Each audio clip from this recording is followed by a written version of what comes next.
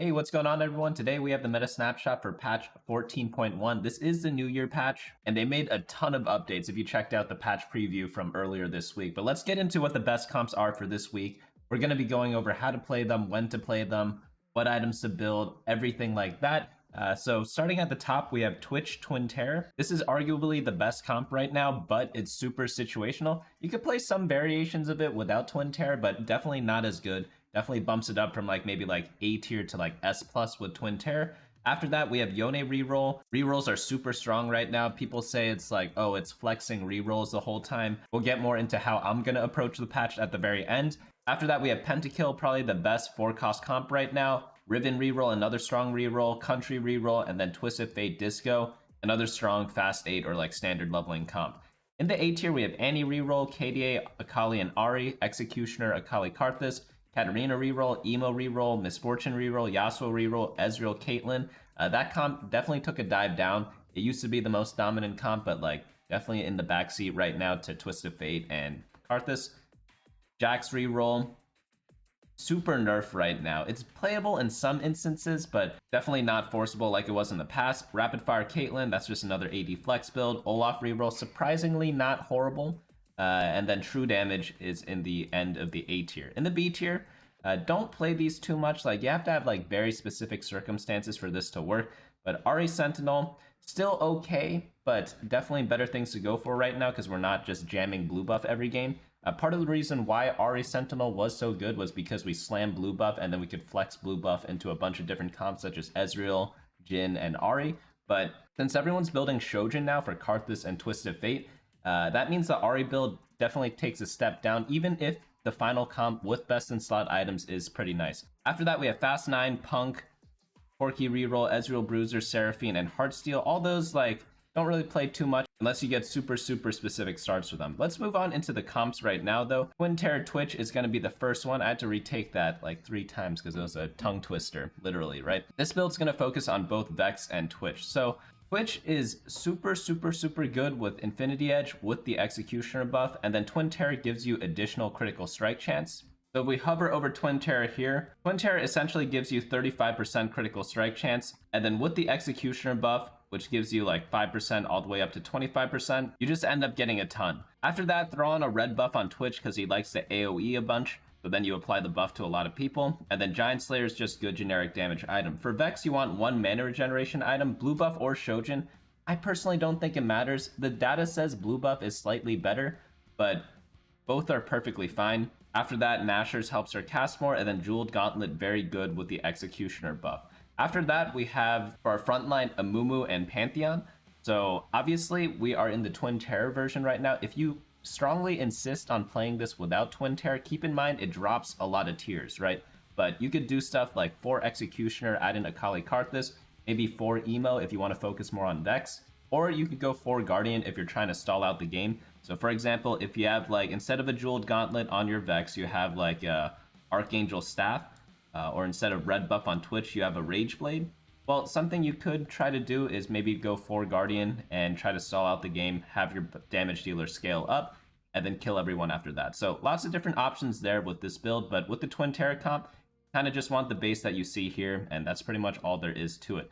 Very easy comp. If you do a quick check on the data, Twin Terror at 2-1 is a 3.86.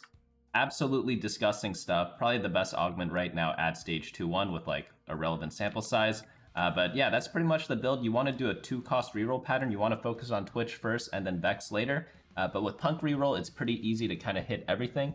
Punk allows you to get a discounted reroll every single turn for 1 gold instead of 2 gold. And that's just going to power you up. So the how to play section, definitely check this out if you want to get into more details at bunnymuffins.lol/meta, where we update the meta snapshot every single Friday.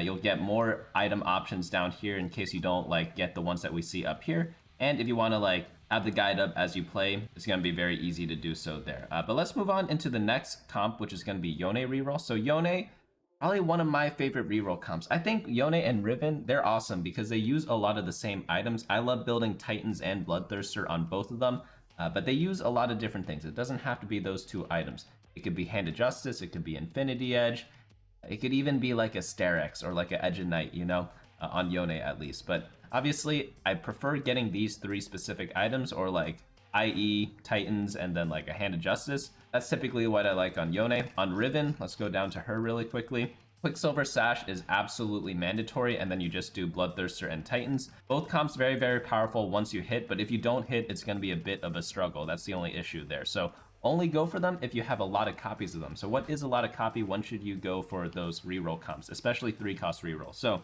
if you're playing the game and you are low health, let's say, and you want to stabilize at like stage 3-2 or 3-5, which is typically what a lot of people do. On that roll down, if you hit the perfect chosen, so for Yone, it's going to be Crowd Diver Yone. I would not just blindly force the comp unless I had either exact items for Yone or if I had 2 additional copies of Yone on my bench. The reason why is because you're spending gold trying to stabilize, so that means you don't have like a huge economy that you normally do when you do go for reroll comps. So unless you have a ton of copies or absolutely perfect items, it's not worth going for unless you have the headliner. But that's the first scenario where I would kind of go for one of those 3-cost rerolls. What's the second case? Well, if you do have a ton of gold and you don't need to stabilize, you could just roll on stage 4-1, and if you have either perfect items or like a crap ton of copies of Yone, just force the headliner, breed for the perfect one if you need to, if you do have a ton of gold. And then since you have so much gold, you're pretty much guaranteed to hit. The third scenario is if you're like hard forcing the comp with the econ augment. If you have like Prismatic Ticket or something like that, this isn't my first choice for the reroll comp. I'd prefer to go something like Country Reroll, but if you have Prismatic Ticket and you have perfect items, you could also force Yone if no one else is going for him. So those are like a couple of scenarios where I would try to go for this. If you hit, you pretty much win every round if you scout properly. So you have to know that there are a lot of matchup specific knowledge that you kind of need. So Yone is really weak into Ahri, for example, because Ahri farms him, he's melee, and then she just does a high amount of single target damage, and that's Yone's weakness. Yone is good at sustaining, so anyone who does like AoE damage, anyone who does like damage over time, not very good into him, but someone with like high single target damage such as Ahri is going to counter you right away. But Ahri's not really in the meta right now, compared to last patch at least, so that's why he's a lot stronger right now. But what you could do if you are facing those players is move him on the other side of Ahri, so your opposite side. That way hopefully you kill everything, and then you 3v1 the Ahri and hopefully kill her too. That brings us into the next topic, which is what matchups is Yone good into. So if we look at the top again, the top comps for 4 costs are going to be Twisted Fate and Karthus. Also Viego too, but like Karthus is in a bunch of these builds. Twisted Fate is super popular. Both of those units do area of effect damage, so they do not have high enough single target damage to kill Yone, so pretty much no matter what you do, he's going to be able to wipe those teams. But I do prefer putting my Yone on the same side as those units, because he's not in that much danger compared to an Ahri in those cases. What else do you need in this build? You need armor penetration. So you can get that through an Even Shroud. Even Shroud is a very popular item in all the attack damage builds because it's just so necessary. Last Whisper kind of took the back seat. No one really builds Last Whisper anymore, but you build it in case you don't have an Even Shroud. And you could just throw it on one of your tanks. You could even throw it on Zed or Viego. That's what some people do nowadays also. So if you have a game where you don't have enough items for either Zed or Viego and they're 2-star, just put the Even Shroud on them. It's good enough. Don't really have to worry too much after that. For leftover items, you want to focus on Zed, Qiyana, and Viego. So if you have a Edge of Night or a blue buff, drop it on Qiyana. I love blue buffing my Qiyana because you don't really use tiers in this Yone build, and blue buff on Qiyana is probably her best damage item. Her best defensive item or best item overall, probably going to be Edge of Night, because she's going to be stealing like at least 2 or 3 items. In terms of damage dealers, Zed or Viego, whoever you 2-star first, that's typically who I itemize after that. And that's pretty much it. Tank items can go on either Echo or Mordekaiser. I don't really discriminate between the two, but whoever you 2-star first, just throw items on them and don't feel too bad about it. So if you like 2-star Mordekaiser first, don't go to bunnymuffins.lol/meta and then see the Even Shroud on Echo and then put Even Shroud on your 1-star Echo. Put it on the 2-star Mordekaiser, maybe on the 2-star Zed, maybe on the 2-star Viego. Whoever you 2-star, that's who's going to be holding the secondary items. What else do you need to know about this comp? So one mistake that I see a lot of players making is they like taking a lot of these item augments such as Big Grab Bag. What else is there? Idealism is another one, or what's it called? Not Today, which gives you an Edge of Night. Those items and augments are all very good, but they're not good in this specific comp. What you want in these reroll comps, because the only unit you care about is Yone, you don't really care much about Zed, you don't care about Viego, you don't care about Echo, Mordekaiser, Qiyana. What you want instead of those like regular item augments, such as like you have my bow or something like that, or even like Pandora's items, you want something like Radiant Relics or something like Portable Forge, because those items have much higher impact and they're great in team comps which only care about one unit, which is what this build is and what a lot of other reroll builds kind of are. So keep that in mind whenever you're playing this. So I would prefer even like just random combat augments over like buried treasures, for example, whenever I'm playing this Yone build. So I'd rather have like Harm Assist or something, or I'd rather have like Ascension, Gifts from the Fallen, things like that, because those are all ways to buff your main unit, which is all you really care about in this build. What else do we need to know? The core of the build is going to be 3 Edgelord, 4 Crowd Diver, and 3 Pentakill. One thing to keep in mind is that if you ever get to 6 Crowd Diver, that's going to be absolutely amazing. Crowd Diver Yone is going to be the preferred headliner, but if you get Edgelord, like just take it. Just don't take Heartsteel. That's the only one you kind of don't want to use. Oh, speaking of augments, one exception to the item augment rule is taking Gargantuan Resolve. Gargantuan Resolve is absolutely bonkers on Yone because you could do a build that's Bloodthirster double Titan's Resolve and you get to 40 stacks on 2 Titan's Resolve, and it's absolutely crazy on Yone. So if you ever want to have like a lot of fun, that's definitely something to try out. Next build up we have is Pentakill. Pentakill is going to be the main standard build of this patch. So contrary to popular belief, a lot of people want to flex between both Karthus and Viego, and that's perfectly fine to do. However, I will note that most Pentakill builds are Viego builds. They're not so much Karthus builds. Obviously, if you see a Karthus chosen and you're forcing Pentakill, like take it, but it's definitely not ideal. The reason why is because Viego makes better use of all the buffs from Pentakill, and Karthus is more of an executioner. That's kind of like the difference between those two units. So if you get Karthus chosen, I prefer executioner, and then you do something like an Akali build, which we'll get into a little bit later. But overall, like you're mainly focused on Viego items in this case. After that, you could itemize like Zed, for example. Zed doesn't need any traits to kind of really pop off, but you do have Crowd Diver in this build. And then if you are in the super late game, you could play around Yorick a little bit. Yorick likes all the same items that Zed and Viego like, so if you have like an item remover late in the game, and then you magically get a 2-star Yorick, that's something to consider swapping the items over to him. For tank items, just drop it on Mordekaiser. He's like really the only tank on the team right now. But yeah, that's pretty much all you have to worry about for this comp. Keep in mind, Viego items, you could build almost anything on Viego. Like any damage item, any healing item, any defensive bruiser items such as like Edge of Night, Quicksilver, things like that. Red buff is good on him too because he applies an AoE. Lots of different options. We should probably add that to the item section down here. I'll try to do that in the next couple of days. Standard leveling for this comp though, and again, how to play section on the website if you need a bit more detail. Next up we have is Riven Reroll. So Riven Reroll plays very similarly to Yone. Riven is going to revolve around Bloodthirster and Titans, and you absolutely need this Quicksilver, because without being able to auto attack, Riven is absolutely useless. The reason why you don't need Quicksilver on Yone is because Yone, he mainly relies on his spell cast. So he like goes into the fight, he like autos a little bit to generate mana, right? But people are also attacking him, so he's generating mana that way. And then he has his big spell cast and he heals for a ton of health. In those cases, you don't need a Quicksilver because he's not active the whole time, or you don't need him to be active. So if he gets CC'd a little bit, it's not the end of the world. If Riven gets CC'd, it is the end of the world, because the way she works is she needs to use her ability, she gets a big shield, and then she needs to auto attack the whole time and lifesteal everything back. So if you do not have anti-CC, you're just gonna sit there, cast your ability, get a shield, but then like just die because you didn't heal anything. So that's why that's an absolutely required item. The only time you don't have to build this is if you get like what's it called? Indomitable Will from the Augment, or if you get the support item Banshee's Veil, that prevents crowd control for a little bit. I think the last one is like Silver Veil, but Silver Veil, it's okay in this comp. I wouldn't say it's like good enough because I'd rather just have a Quicksilver. Secondary carry is going to be Viego. If you happen to get an 8-bit spat, go for 6 8-bit. It's really fun, especially if you get the high score. It takes a while to get to though, so I think you hit it around like stage 6 in a lot of cases. But Viego's a great holder of the 8-bit spat if you manage to get one. Always be getting spatulas on these carousels, by the way. It's extremely good, and you want to deny it from other people. The best spatula items right now is probably going to be like Pentakill spatula. Yeah, that's pretty much it. But that's like the best one of the patch right now. But like 8-bit spatula, if you're forcing Riven, incredibly good. You could build Country spatula if you're forcing Country. And even the true damage one, still good even after the nerfs.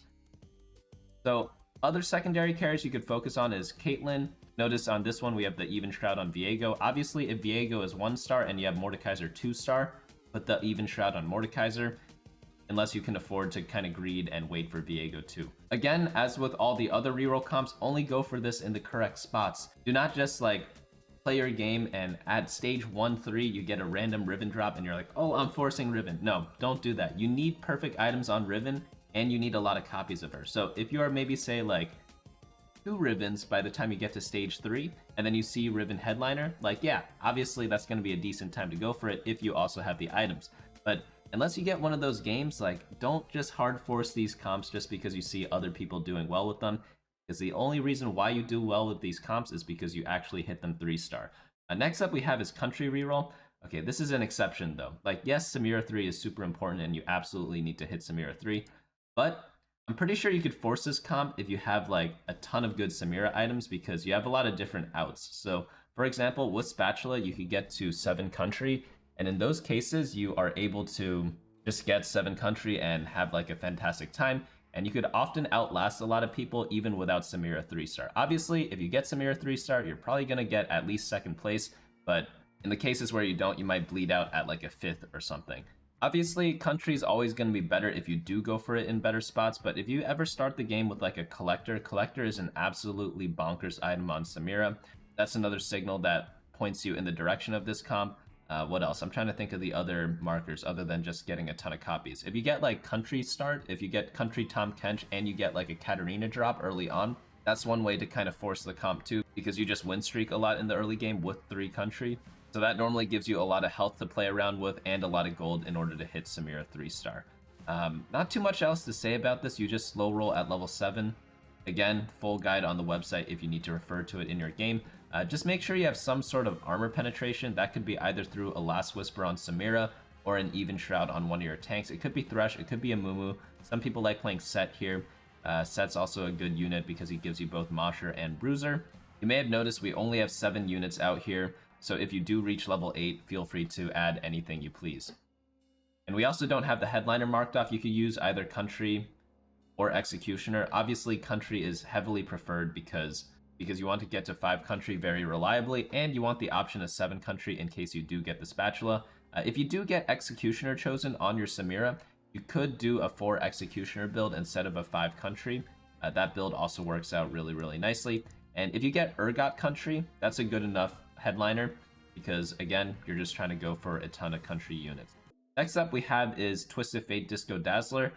This comp is very, very powerful right now, and it uses all sorts of different items. What I love about Twisted Fate is that he could use pretty much any usable item that's good on him. So I know that sounds very specific, but it's actually like a ton of items. So Spear of Shogun's really nice, Jeweled Gauntlet, Gwynsu's Rageblade, Gunblade, Archangel's Red Buff, or Morello both work there.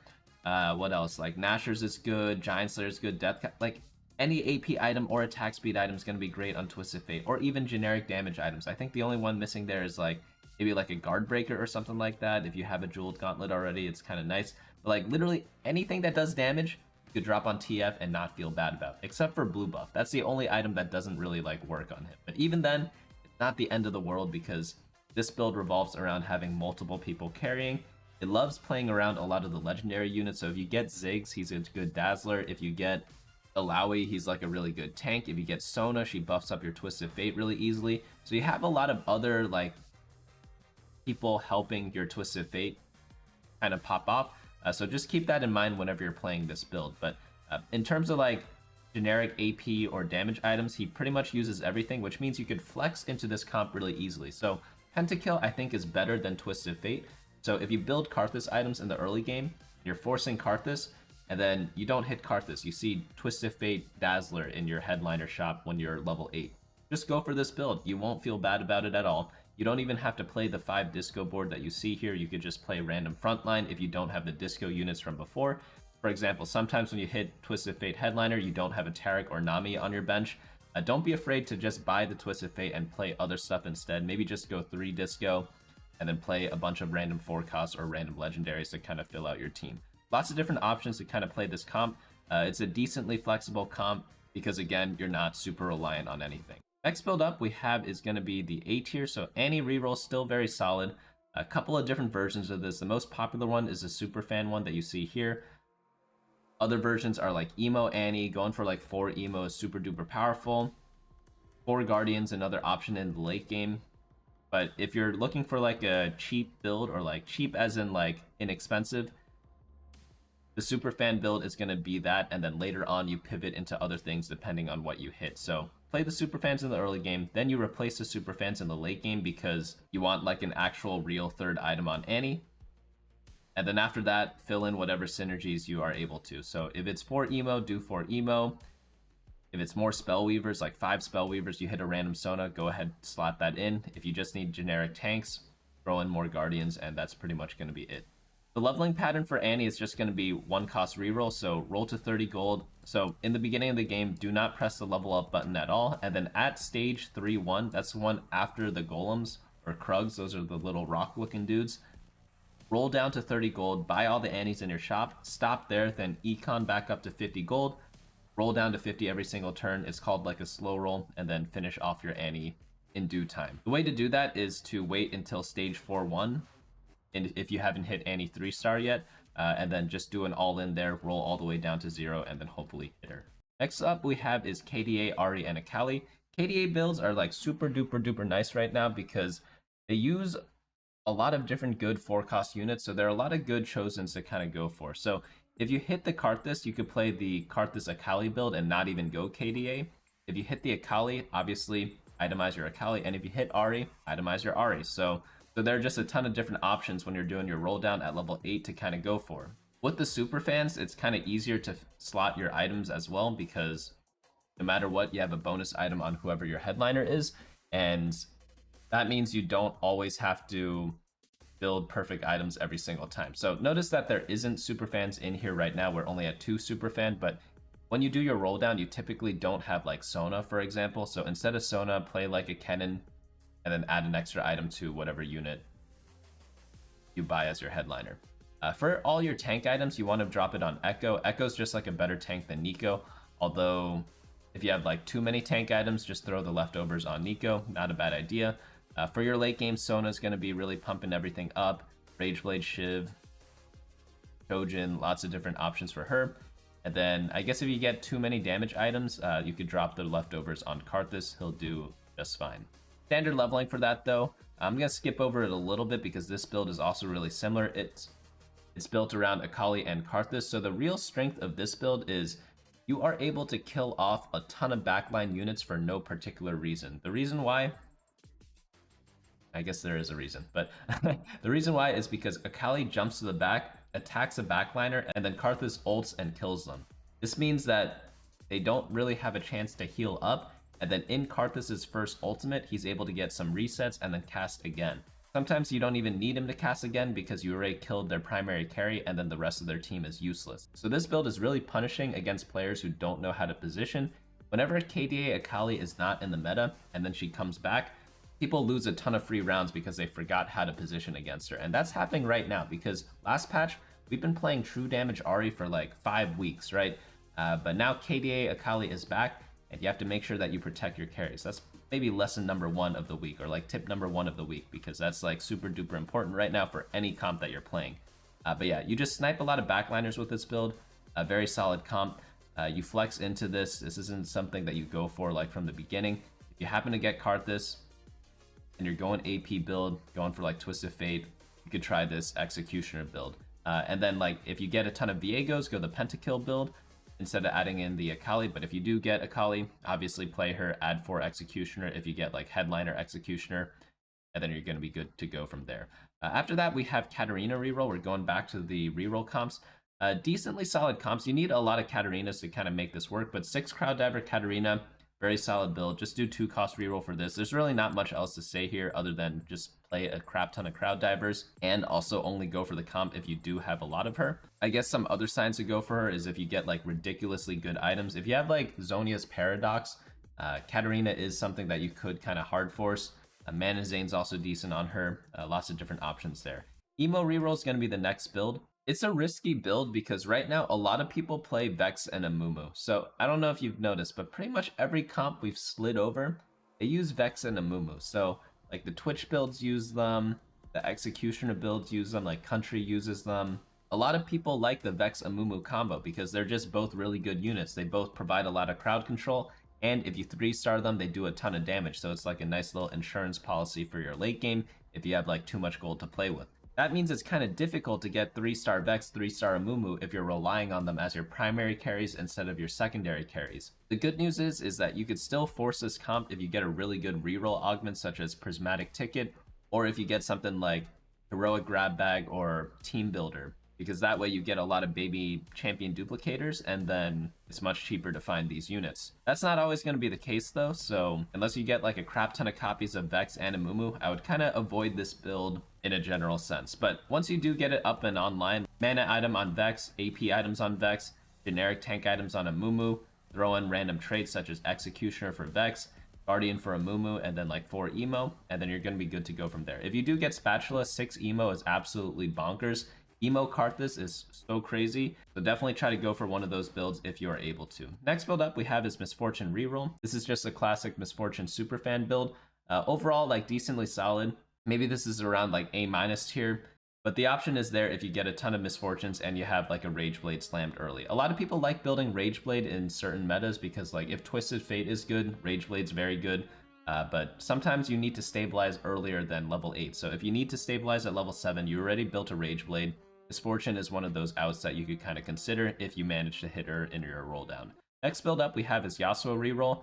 A lot of one-cost rerolls are kind of back in right now. So Annie's decent, Yasuo's good, even Olaf is playable now. So when more one-cost rerolls are playable, that means the other ones are too because it's easier to hit. So Yasuo is great in any true damage build. Just build like generic frontline bruiser items on him, and then what's great about Yasuo is that you can buy his headliner early in the game, build items on him, and then see if you hit more Yasuos. If you natural a bunch of Yasuos, then you could be like, okay, let me reroll for Yasuo 3-star. But if you don't see that, you could just switch into a Riven or Yone build, or Viego, or a Zed build and not feel bad about it at all. That's probably my favorite part about Yasuo, especially as a headliner in the early game. He's a great item holder, and if you want to reroll him, it's definitely a solid option as well. So, classic one-cost reroll build, just throw in a ton of true damage, and you're going to be good to go from there. Next build up we have is Ezreal Caitlyn. This build is very popular from before, but right now it's not as strong. It's still good if you get Heartsteel in the early game, so you get a bunch of extra items to kind of like scale into the late game with, but there are definitely better things to go for. However, if it's uncontested, it's much easier to hit, so if you see a bunch of these headliners, just go ahead and buy them. If you have good AD items on them, throw them on them. So it depends so it really depends on what you're playing in the early game. But if you're building a ton of AD items, this is definitely an easy out to kind of go for. Standard leveling for this because you're going for a ton of 4-cost units. We have Blitzcrank, Thresh, Ezreal, Caitlyn. You could do a lot of other things with this as well. This is really just like a frontline, backline build. So you don't even need to run any of these tanks. You could literally run anything. So you could do something like Set because you were playing Heartsteel, then add in like a Zac and a Poppy because that gives Mosher and Bruiser. And then like in the late game, maybe add in like a Yorick instead of the Poppy, or like an Alawi instead of the Zac, and then like that's going to be your front line, and just throw in random synergies. Like Yorick is also a Guardian, maybe we add in a Thresh in some cases. Like the options are literally endless. It's whatever you hit that game. Just pick any tank trait and play those units, you know? Another thing you could do is like do 4 Sentinels. Caitlyn loves Sentinels because Garen is in 8-bit, so if you're doing this build, you could do like, let me just type in Sentinels so I don't have to find them all. You could do like Garen, Echo, Mordekaiser, Blitzcrank, for example, or maybe you have like Blitzcrank headliner so that you only need him to kind of like get to 4 Sentinels like this, and then you have an extra slot to play like a Kiana or something, you know?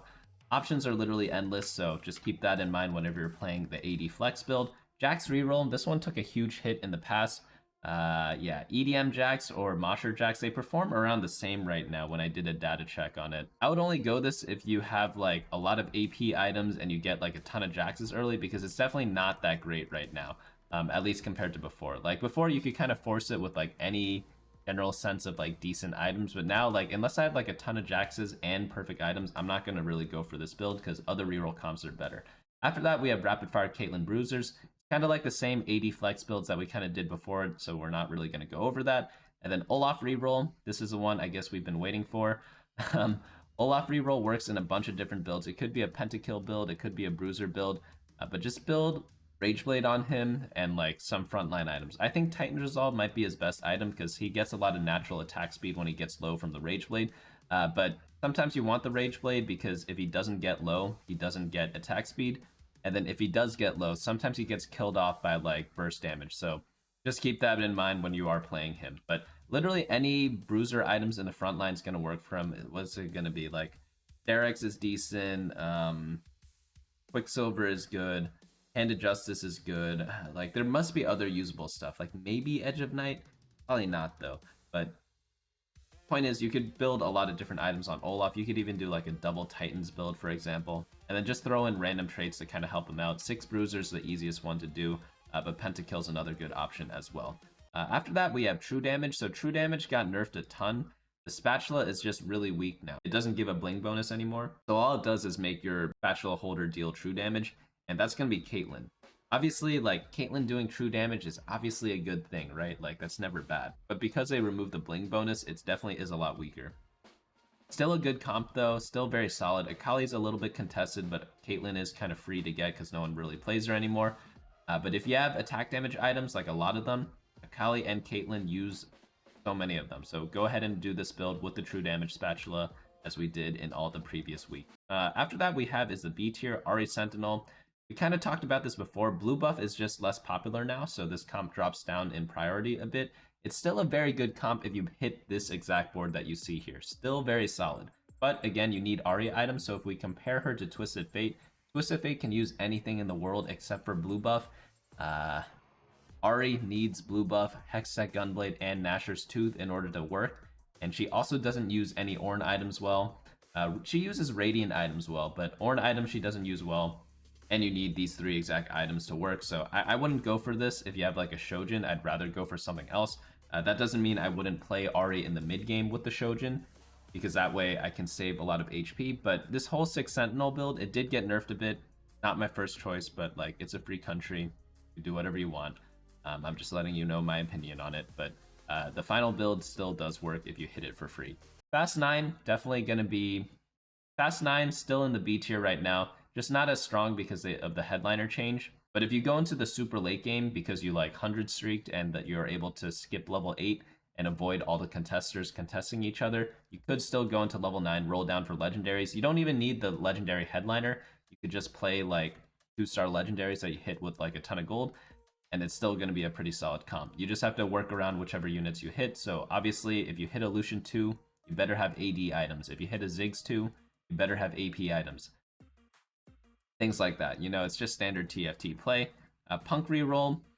You could force this. This is mainly like the Jinx build. Obviously, like the Twitch builds, those are more the Twin Terror builds. But when I think of Punk reroll, I'm thinking more about Jinx and Pantheon.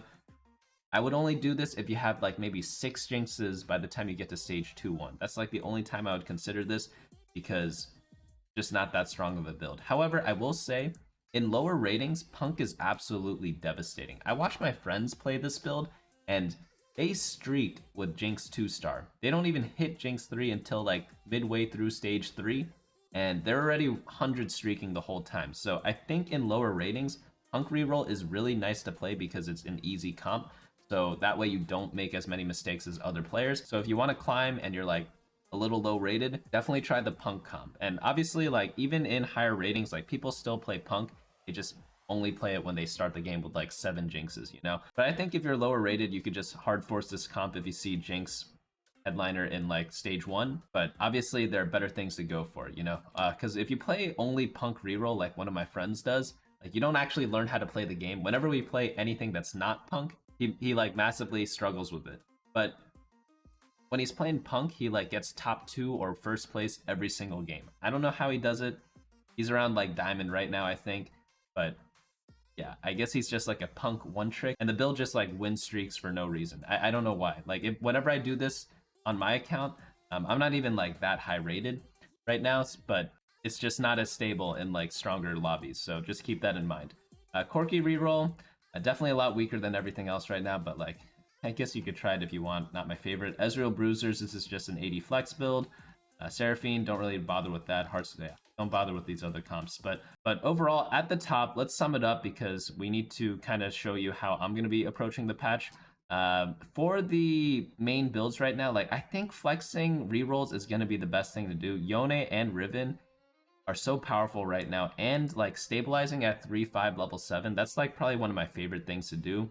It's a little risky right now, and it's like a little more skill intensive because you have to know what's stable and what's not, and know when to take like certain headliners. But if you're going to be practicing the game a lot, I think I would recommend playing a bunch of these reroll comps like Country, Riven, and Yone. I'm probably missing one or two of the other comps there. But if you want to just play standard, like just flex between Pentakill, Twisted Fate Disco, and Akali Ahri, because there are a lot of different options there. Obviously, if you get Twin Terror Twitch, just force Twin Terror, even if you don't even have Punk yet. I think it's that good. The augment averages like a 3.8 or something like that. But yeah, at the top, here's where you'll see how I'm going to be approaching the patch. I'm pretty sure it's just forcing AD or AP flex or a reroll build based on your early game items. So if I start the game with, let's go over some components. Let's clear everything, go to components, reset this. If I have like a rod, bow, and belt, for example, I'm just going to force AP. I'm just going to slam Nashers, maybe slam a Rage Blade. I'm like hard forcing TF, but I think Nashers is a bit more flexible. And then just like force AP from there, don't even care about anything else. Obviously, there are a ton of item combos, but let's just name another random combo. Like, let's say we have like a belt, sword, and Negatron. Those cases, just build an Even Shroud, force AD comps, and then I don't care about anything else. We'll do one more, like glove, spear, and chain. I'm just doing these in order. Like, obviously, they could come in any sort of combination, but in this case, I'd probably just slam Hand of Justice, force one of the reroll comps, or melee carries. So, what are those units? Go over them right now. So if you're doing an AP build, which is I think the first one we went over, slam Shojin, slam Blue buff, slam Nashers, red buff, or tank items, and then go for Karthus Akali, Karthus Viego, Ahri, or Twisted Fate comps. If you're doing AD builds, slam stuff like blue buff, red buff, Infinity Edge, Deathblade, or tank items, and then go for Ezreal, Caitlyn, and Akali. You could even add like Zed there too. And then if you want to go for melee bruisers, such as in the last example that we had with like the glove, tier, and chain, just slam Hand of Justice. You have like half of an Edge of Knight or half a Titans, and then you can go Riven, Yone, or Viego Zed with the fast 8 build. So lots of different items there. Like other things to do is like Titans, Bloodthirster, Edge of Knight, things like that. I should add a Hand of Justice there too. But Hand of Justice, it fits in every comp because Viego can use Hand of Justice in these builds. Akali can use it. There's a lot of things you could do, right? Like most of the game is just like playing around your headliners, and until they change the headliner mechanic, that's kind of going to be what it's about, because you get like so much power in one unit. You get a high costed 2-star for whatever stage you're in, and they get bonus stats for the headliner bonus as well, and they get a bonus trait. Like as long as you play around that and just like build items flexibly and take whatever even half works in a lot of cases, you're going to be doing fine. Like obviously you might not win in the games where you're like hard forcing, let's say a Twisted Fate build. Yeah, perfect Twisted Fate items, but you see a Karthus headliner, you play the Karthus, you're probably not going to win that game, but you're probably going to get like a third or something, you know, if you like hit Karthus in your first roll. But then other times you'll have games where you're forcing Twisted Fate, and then you get Twisted Fate headliner, or you get Blitzcrank headliner with Disco, and then you're going to get first in those games, you know? There are a lot of times where you have to recognize when you're going to be playing for a first and when you're going to be like, hey, maybe I should play for like a third or even like a fifth, you know, or even like a seventh. Some games you have to play for a seventh. It's not fair, but like sometimes you get screwed over by RNG in the game, you know? That's pretty much just like how to play TFT in general. That's not really like sort of like a patch specific guide, which is what this is more about. But again, like all the information that you hear about in this video, if you want even more details on that, on the website, bunnymuffins.lol/meta. Like we have a lot of notes here. There's like a lot of info there. So you could have this up as you're playing the game and like be checking a little bit back and forth. And then like hopefully it'll help you out even more. Speaking of helping people out, so I am going to be doing free video reviews. So if you have games that you want me to review, I'm accepting games from all ratings right now, from like Iron all the way till Diamond. I will potentially review your game on my next video if you submit your games in the form below. So all you have to do is record your game without an overlay. Use any recording program that you prefer. I use OBS. It's pretty easy to set up for me, but you can use anything. And then upload it to YouTube, send me the link in that form below, and if I happen to choose your game, you will be in the next video. And I think right now, a lot of people submitted the ratings for like Platinum and Emerald right now. So I need like Diamond, Iron, Silver, Bronze, and Gold. those are going to be the ones that like I need more of. So if you are in those ratings, there's like a higher chance to kind of get picked for the video. So hopefully that should be fun. It's going to be pretty much like those unranked to diamond videos, kind of looking at every rank. But that's going to be it for me for this week. Hopefully you all enjoyed this. I will be updating this next week every single Friday. I am like the longest standing like player run tier list in TFT. I think I've been doing this like for 4 years now, so definitely look out for that if you have not already. But apart from that, I will see you all in the next video.